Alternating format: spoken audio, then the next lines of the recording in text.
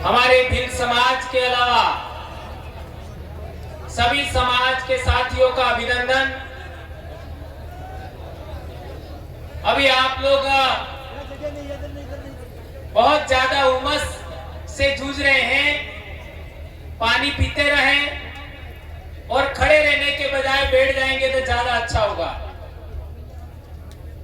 दोस्तों, भिल्ल प्रदेश संदेश यात्रा के नाम से पिछले 4 साल से हम लोग यहाँ आ रहे हैं और 2020 से हम ज्ञापन दे रहे हैं। आखिर उसमें ऐसा क्या है कि बिन बिना बुलाए कोई पेम्पलेट जारी नहीं किया, केवल सोशल मीडिया पर लिखने पर इतने लोग आ गए, ये सोचने वाली बात है। आज देश में एक भी ऐसा संगठन नहीं है, चाहे वो धार्मिक संगठन हो, चाहे वो सामाजिक संगठन हो, चाहे वो सांस्कृतिक संगठन हो, चाहे राजनीतिक संगठन हो, अपने बलबूते अपना पैसा खर्च करके कष्ट झेलते हुए इतनी पब्लिक कोई इकट्ठी नहीं कर सकता। ये मात्र और मात्र आदिवासी परिवार इकट्ठा कर सकता है। उसके लिए आप सब बधाई के पात्र हो, आप सभी बधाई के पात्र हैं। यहाँ पर हमारी बहनें, बेटियां, हमारे भाई सभी आए हैं। हमारे वक्ताओं ने बताया कि आखिर हमको भिल्ल प्रदेश क्यों चाहिए। आज हमारा कुंभलगढ़ की बात करो, कुंभलगढ़ में आदिवासी लोग बहुत लंबे समय से मांग कर रहे हैं। क्या कुंभलगढ़ के एरिया को आज तक शेड्यूल एरिया में शामिल किया गया? क्या नहीं किया गया? तो कुंभलगढ़ के आदिवासियों को शेड्यूल एरिया में शामिल किया गया होता तो कुंभलगढ़ के लोग यहां नहीं आते। एक इंपॉर्टेंट बात, हमारे पड़ोसी गुजरात की बात, खानपुर के आदिवासियों को 2004-5-6 तक जाति प्रमाण पत्र एसटी का मिलता था। आदिवासी का, अनुसूचित जनजाति का प्रमाण पत्र मिलता था। आज उनको वो डामारी है और उनका अनुसूचित जनजाति का प्रमाण पत्र बंद कर दिया गया। और पिछले साल उन्होंने अपने बच्चों को स्कूल भेजने से मना कर दिया।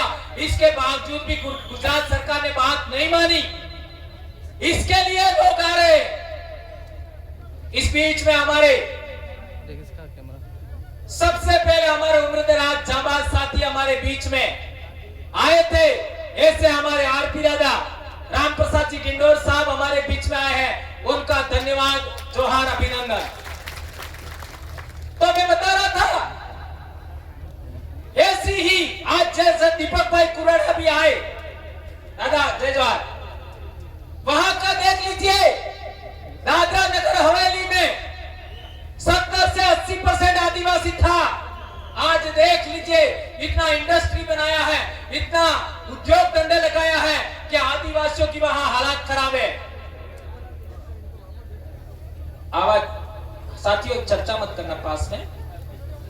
आज मध्य प्रदेश का हालात देखिए, वहां भरी बारिश के अंदर हमारे आदिवासियों के मकान थे, वे बुलडोजर से गिरा दिए गए। अंग्रेजों ने घरों पर बारिश में बुलडोजर चलाया था तो अंग्रेज ज्यादा गलत थे कि आज का प्रशासन, शासन? विचार करिए। अरे आदिवासी लोग तो घोंसला नहीं तोड़ते हैं, अपने घर के अंदर सांप घुस जाए तो दीपक जलाते हैं। सांप को मारते नहीं, दीपक जलाते हैं, सांप अपने आप निकल जाता है। अरे बहुत डेंजर बात। गवला गवला कोण कोण जाणो? हे काय जाणी और वो कितना गंद मारते हैं, इसके बावजूद उनको नहीं मारते। आटा डाल देते हैं, हल्दी डाल देते हैं, दीपक करते हैं, वो अपने आप चले जाते हैं। यह प्रकृति की समझ रखता है आदिवासी, और उनके घर आप गिरा रहे हो, और वो भी बुलडोजर से। जब भयंकर बारिश हो रही है तब। अब सवाल पैदा होता है कि आदिवासी डर जाएगा, ऐसा समझते हो क्या? तो ये गलतफहमी अपने दिल दिमाग से निकाल देना। आदिवासी आज तक किसी से डरा नहीं है, तो अब तुमसे डरेगा क्या? नहीं डरेगा। अब सवाल पैदा होता है कि हम यहां क्या करना चाहते हैं, आखिर क्यों इन लोगों को यहां पर बुला रहे हैं? तो आप लोगों ने ये ज्ञापन 150 से ज्यादा ब्लॉक में दिया, 150 से ज्यादा। आज से पहले आदिवासी संगठन ने, ये संगठन भी नहीं है भील प्रदेश मुक्ति मोर्चा, इसका कोई अध्यक्ष नहीं है। आज तक किसी आदिवासी संगठन ने या किसी बैनर ने इतने ब्लॉक में एक ही दिन में ज्ञापन दिया था क्या? नहीं दिया था। देश आजाद होने के बाद तो आखिर इसमें ऐसा लिखा क्या है? हमने पूरे इलाके से मुद्दे मंगवाए कि आपके इलाके में क्या मुद्दे हैं, तो जो जो लोगों ने दिया वो इसके अंदर सबमिट किया गया है। तो मेरे कहने का मतलब यह है, इसके अंदर जितनी भी मांगे रखी गई है, क्या आपने इन 70-75 साल में इन मांगों को पूरा किया क्या? नहीं किया। तो इतने साल बहुत होते हैं। आज पिछले दिनों अखबार में छप के आया कि बनासकांठा के अंदर हमारे आदिवासी लोग फुटपाथ पर सो रहे हैं। हमारे आदिवासी लोग फुटपाथ पर सो रहे हैं रोजगार के लिए, अहमदाबाद या गुजरात में जाने के लिए। तो क्या आपने आदिवासियों को उनके इलाके में रोजगार की बात नहीं करना चाहिए था?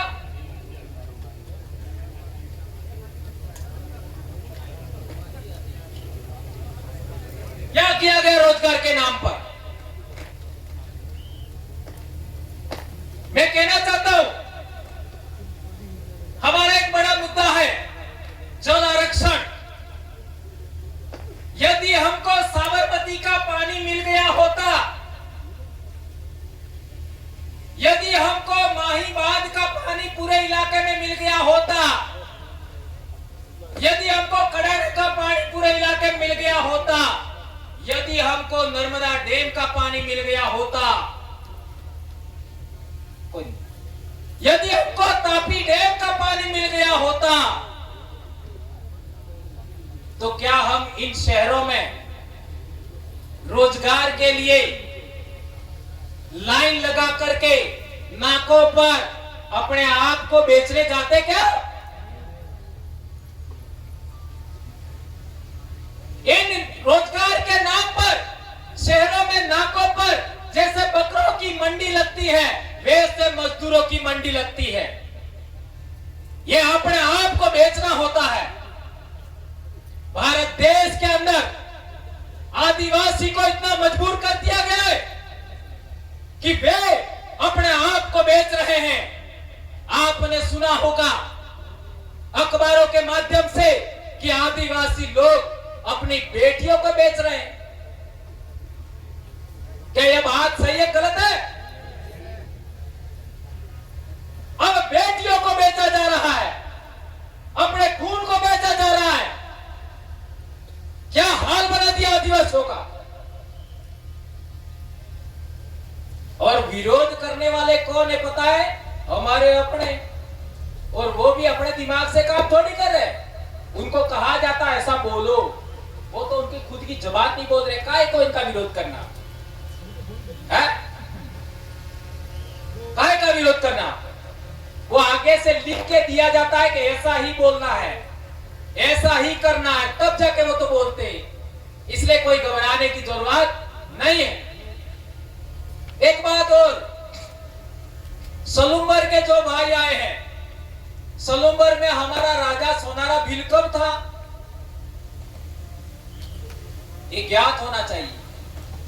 12वीं सदी में कब था? 12वीं सदी में सोनारा भील सलूम्बर में हमारा राजा था।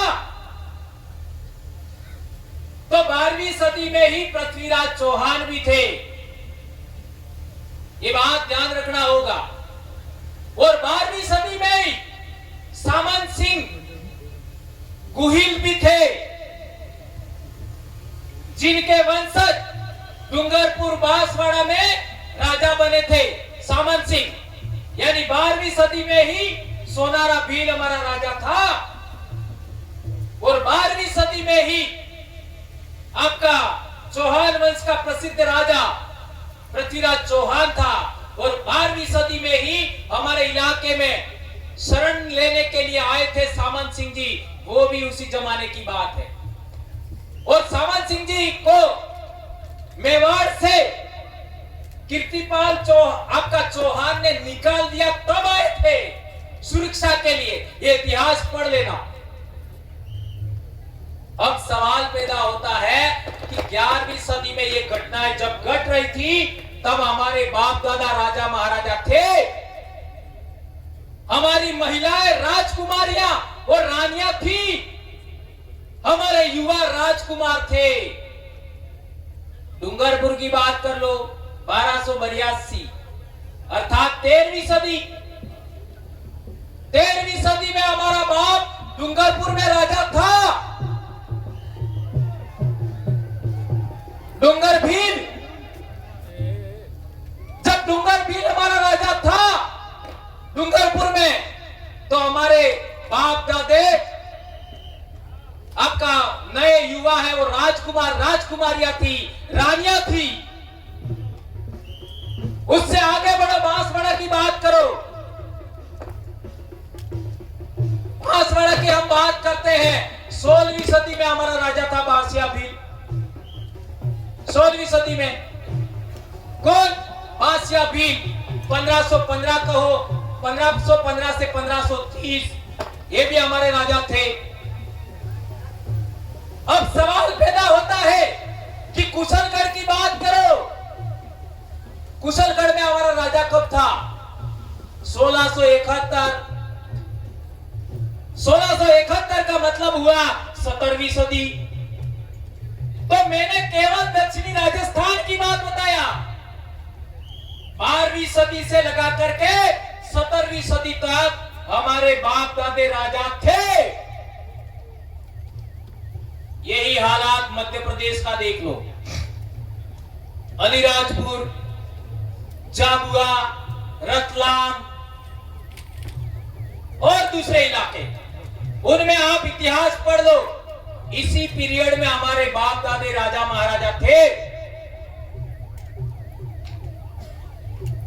हमारी महिलाएं रानियां थी, हमारे नवजवान राजकुमार राजकुमारियां थी।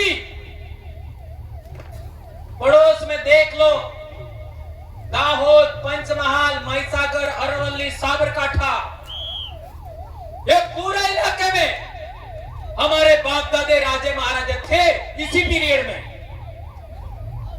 और आगे बढ़ो, नर्मदा में, छोटा उदयपुर में, बड़वानी में, महाराष्ट्र तक चले जाओ, पूरे इलाके में हमारे बाप दादा राजा महाराजा थे।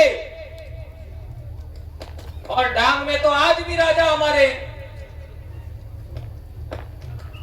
तो आज सोच लीजिए, इतना साल पहले, 500, 600, 700 साल पहले हमारे बाप दादा राजा थे। आज हम लोग मजबूर हो गए हैं, मजदूर हो गए हैं, लाचार हो गए हैं। हमारी बात कोई नहीं सुनता, हमारी बात कोई नहीं सुनता। इस वजह से ये जन जागरण चल रहा है। संविधान की 5वीं अनुसूची कहती है, संविधान की 5वीं अनुसूची कहती है कि आदिवासियों के साथ में संवाद होना चाहिए, और वो भी आदिवासियों के जनप्रतिनिधि हैं, एमपी एमएलए है, उन लोगों की सलाहकार परिषद होनी चाहिए, उसकी बात सुनी जानी चाहिए। आज तक हमारी बात सुनी नहीं गई। राज्य का शासन प्रशासन हो, देश का शासन प्रशासन हो, आज तक आदिवासियों से कोई संवाद नहीं किया। हम मांग करते हैं हर एक जिले का जिला प्रशासन, कलेक्टर, एसपी, एसडीएम, उपखंड अधिकारी, थानेदार, तहसीलदार, पूरे बिल प्रदेश टेरिटरी की बात है, एक इलाके की बात नहीं। जो आईएएस ऑफिसर हैं एक जिले में जितने भी, वे महीने में एक बार आदिवासी संगठनों से संवाद करें कि आप क्या चाहते हो। ऐसा होना चाहिए कि नहीं होना चाहिए? कौन कौन चाहते हो हाथ ऊंचा करो। सारे पेपर वाले फोटो ले लो। यदि ये फोटो नहीं छपा तो कल से सब काम छोड़ करके होलियां जलाना शुरू पेपरों की। हमारा पानी पीते हो, हमारा अनाज खाते हो और हमारे इलाके में सांस लेते हो, हमारी जमीन पर सोते हो और हमसे म्याऊं नहीं चलेगा। भारत देश का मूल मालिक है आदिवासी, ये मैं नहीं कह रहा। 5 जनवरी 2011 सुप्रीम कोर्ट के जजमेंट ने कहा, जब आदिवासी परिवार बना था तब आदिवासी डरते थे। आज आदिवासी परिवार के 10 साल हुए हैं, आज आदिवासियों ने डरना छोड़ दिया है। अब आदिवासियों ने डरना छोड़ दिया है। और अभी बात चल के आई थी कि दूसरे लोग ऐसा सा बोल रहे हैं, तो किसी को डरने की जरूरत नहीं है। महाराणा प्रताप के पूर्वज जो सामंत सिंह हमारे इधर आए और हमारा इलाके पर राज किया, डूंगरपुर हो चाहे बांसवाड़ा, उनके पूर्वज राणा कुंभा के पिताजी राणा मोकर की हत्या हो गई। उस जमाने में भी हमारे भीलों ने साथ दिया था।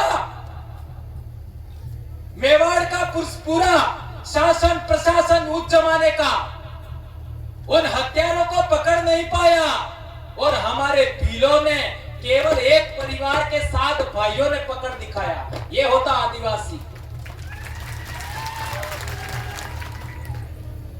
टाइगर जैसा ही ट्राइब होता है। ट्राइब और टाइगर में ज्यादा असमानताएं नहीं होती। हाँ, वो जानवरों में राजा है जन्मजात, और इंसानों में जन्मजात हम राजा है।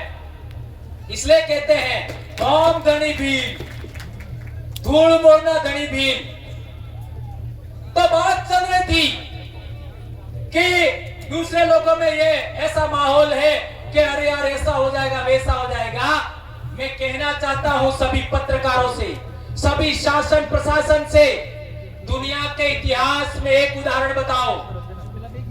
भारत तो छोड़ दो, दुनिया के इतिहास में एक उदाहरण बताओ कि आदिवासियों ने किसी भी गैर आदिवासी समाज को परेशान किया हो। उदाहरण बताओ,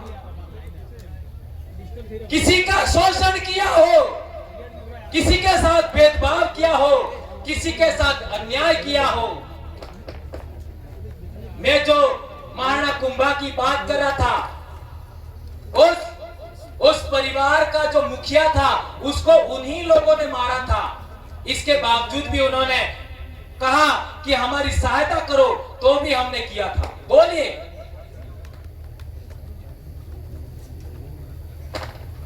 जिसके पिताजी को उन लोगों ने मारा, उन्हीं लोगों को सपोर्ट किया। और तो और गुहिल वंश की बात करो, सबसे पहले गुहिल वंश का कोई राजा था गुहिल, उसको हमारे भील राजा कौन थे, मांडलिक भील इधर के, उन्होंने अपने परिवार में रखा, परिवार में पाला पोसा, परिवार में बड़ा किया अपने राजकुमारों के साथ, और उसी को राजगादी सौंपा। इससे महान कौन कौन हो सकती है बताओ, कौन हो सकता है? थोड़ा तो जगह रखोगे। अपने बच्चों को दूसरे दर्जे पर रखते हुए जो बच्चा शरण लेने आया दूसरे समाज का, उसको भी राजगादी दिया। यह है उदारता भीलों की। और भील एरा गेरा नत्थु खेरा नहीं है जो तुमसे डर जाएगा। अंग्रेजों का राज पूरी दुनिया में था, उनके राज में सूरज डूबता नहीं था। भील उनसे लड़े तो तुमसे डर जाएंगे क्या? 5 साल वालों कैसे? ये सोचने वाली बात है। इसलिए कोई ये ना कहे कि हम इनको डरा देंगे और यह रुक जाएंगे। तो मानगढ़ के लोग, मानगढ़ पर जो लोग आए थे, अंग्रेजी सेना ने इतना घेर रखा, मर गए लेकिन पीछे नहीं हटे। तो आज तो हम पढ़े लिखे हैं भाई, आज तो हम सर्विस कर रहे हैं, शासन प्रशासन में हम हैं। हम डरने वाले हरगिज नहीं हैं। और मेरे कार्यकर्ताओं को, आदिवासी परिवार के कार्यकर्ताओं को सिखाया गया है कि हमारा दोबारा जन्म नहीं होने वाला है। क्या होने वाला है? हमारा दोबारा जन्म नहीं होने वाला है। और मैं इतना श्योर हूं कि हमारे साथ इतने कष्ट झेलने के बाद, इतनी परेशानियों के बावजूद हम आगे क्यों बढ़ रहे हैं, उसका एकमात्र कारण है, एकमात्र कारण है उसका, हमारे साथ हमारे पूर्वजों की अधूरी इच्छाएं काम करती हैं। हमारे साथ पूर्वजों की अधूरी इच्छाएं काम करती है। हमारे साथ प्रकृति की शक्ति हमारे साथ काम करती है। इसलिए आज तक कोई गलत काम नहीं हुआ और हम लोग कामयाब होंगे, कामयाब होंगे। मध्य प्रदेश में भी प्रदेश के नाम पर कई सारे साथियों को अगर मगर था। इस साल देखो 60 ब्लॉक के आसपास ज्ञापन हो गया, 60 के आसपास। राजस्थान पहले नंबर पे, मध्य प्रदेश दूसरे नंबर पे। और आने वाले साल देखना गुजरात का एक भी भाग नहीं बचेगा, सिंगल। और महाराष्ट्र में भी आने वाले समय में नहीं बचेगा। तो कहने का मतलब यह है, हम लोग आवाज विहीन हो गए थे, हमारी आवाज कोई सुन नहीं रहा था, हमारी आवाज मीडिया वाले गलत तरीके छापते थे। मीडिया वालों के पूर्वज है, उन्होंने शास्त्रों में हमारे बारे में गलत लिखा, राक्षस लिखा, दैत्य लिखा, दानव लिखा, असुर लिखा। और तो और हमारे राजाओं के बारे में लिखा कि दारू पी करके मस्त हो गए और उन्होंने आक्रमण करके मार दिया। ये झूठे पाखंडी, ये झूठी बात है। और हमारा उज्जैन का राजा था, उसके बारे में लिखा कि वो एक औरत को चाहता था। ऐसा हमारे डूंगरपुर के बारे में भी लिखा कि वो एक औरत से शादी करना चाहता था। तो कोई भिलने कम पड़ गई थी क्या दूसरे की औरतें रखते? और बताओ, विलन से ज्यादा सुंदर कौन होता है? हमारी विलनों से ज्यादा सुंदर कोई होता ही नहीं है, तो काय को हम रखेंगे भाई?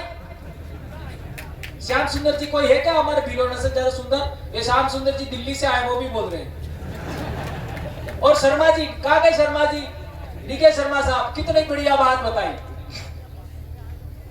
काय को भाई, हम मूल डीएनए हैं अरावली पर्वतमाला के, हम मूल डीएनए हैं विंध्याचल पर्वतमाला के, हम मूल डीएनए हैं सातपुड़ा पर्वतमाला के, हम मूल डीएनए हैं सरहदी पर्वतमाला के, हम साबरमती, माही, नर्मदा, तापी नदी, गोदावरी के मूल डीएनए हैं। हम काय को दूसरों को रखेंगे भाई? हमारे पास तो ऑलरेडी संख्या ज्यादा है, काय को रखेंगे? ये बात आप लोगों के लिए मैंने कही है। आप लोग भी एक से ज्यादा रखने का सोचते हैं तो इधर आना मत। ये कहने के लिए उदाहरण दिया था। हम समाज सुधार का भी काम कर रहे। पहले हमारे कार्यक्रम होते थे तो कई साथी पी करके भी आते थे, लेकिन पता नहीं पड़ता था पिए हुए हैं।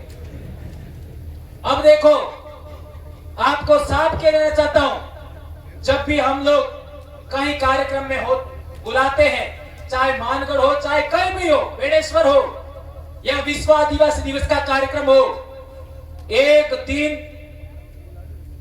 इस मुंह को सूखा दिवस घोषित करना है। इसका मतलब ये नहीं अन्य दिन चालू है।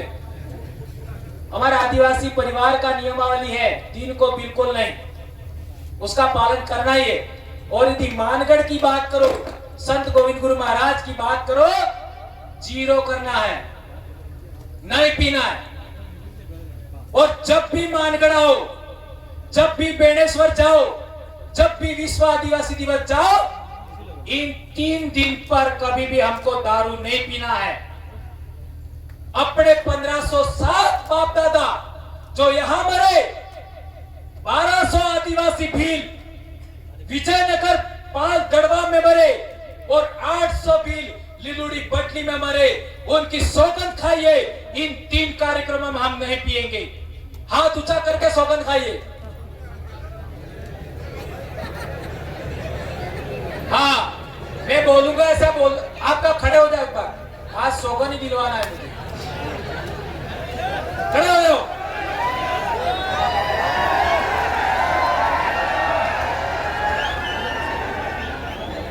दोनों हाथ ऊंचा करो।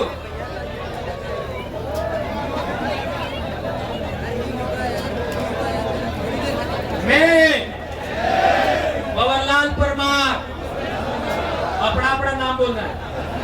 मैं भंवरलाल परमार अपने बाप दादा सूरज चांद तारे धरती आसमान हवा पानी अन्न पूर्वजों को साक्षी मानकर सौगंध खाता हूँ, शपथ लेता हूँ कि मानगढ़, बेड़का और विश्व आदिवासी दिवस के कार्यक्रमों में कभी भी शराब पीकर नहीं जाऊंगा और अपनी भीली संस्कृति, भीली वेशभूषा के साथ इन 3 कार्यक्रमों में शामिल होऊंगा। धन्यवाद, बैठ जाओ।